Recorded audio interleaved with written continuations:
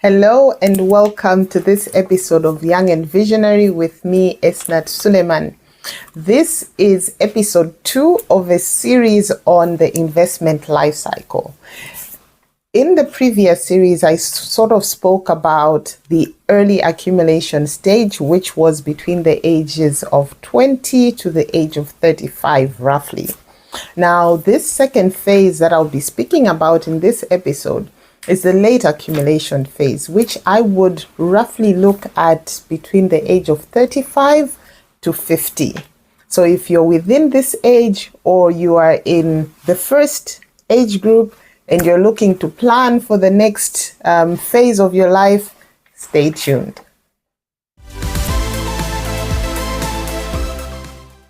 Okay, so I want to start this episode by just speaking about what your circumstances would look like in this phase. And I just want to put a disclaimer there to say that I understand that we all go through different phases in life. We go through them at different times, and therefore this is not necessarily a worldview to say all of you would be in this circumstance, but it's roughly where the majority of people would be. So at this stage, you will have peaked in your career, or you're moving towards peaking in your career, and therefore you're more stable in terms of your earning capability. If you're an entrepreneur as well, your business has stabilized, so you're also peaking in terms of your business. And maybe if you do have a family, your children are now maybe in high school, some of them maybe even in university.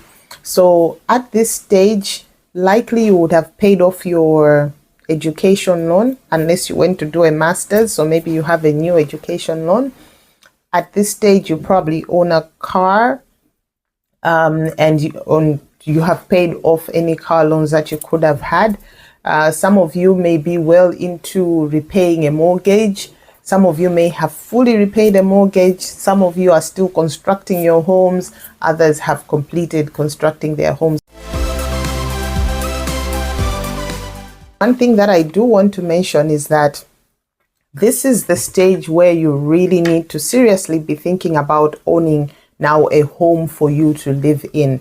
So if you have not started constructing, this is a period when you need to start constructing. If you don't have a mortgage, this is the period that if you do have access to a mortgage, you should definitely take advantage of it.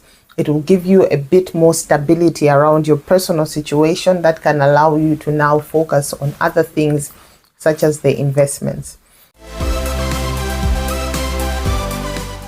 So when it comes to the investments themselves, in the first early accumulation stage, you were taking a bit more risk. So maybe your portfolio was 70 or 80% on the risky side, 20 to 30% low risk assets. And this is really the phase where you're still going to now focus a lot on growing your portfolio, but also protecting the gains that you have made, meaning that you're now starting to reduce the risk in your portfolio. You're still investing in risky assets to make sure that you're growing your portfolio, but you also need to protect the growth. So you will now maybe end up with a portfolio that is 50-50 or maybe 40-60 if you're someone who loves to take some extra risk. If you're nearing the 50 mark, maybe it's even 40% risky assets and 60% less risky assets. So at this stage, you would have probably grown your portfolio a bit more, and you can now invest in government securities. So you have your government securities, you still have your fixed deposits, you have your unit trust investments, your repo investments, and then you have shares. On the shares, you'll be looking at shares that are now a little more stable in combination to this high growth stock. So you look at stability in terms of performance. Shares that have reached a sort of like maturity, are paying good dividends. Those are shares that you will now have to start considering including within your portfolio at this particular stage in your life.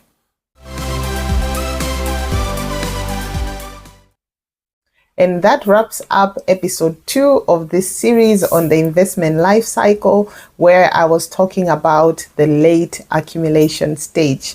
I hope that you will stay tuned for the next episode where we'll now be looking at your pre-retirement stage.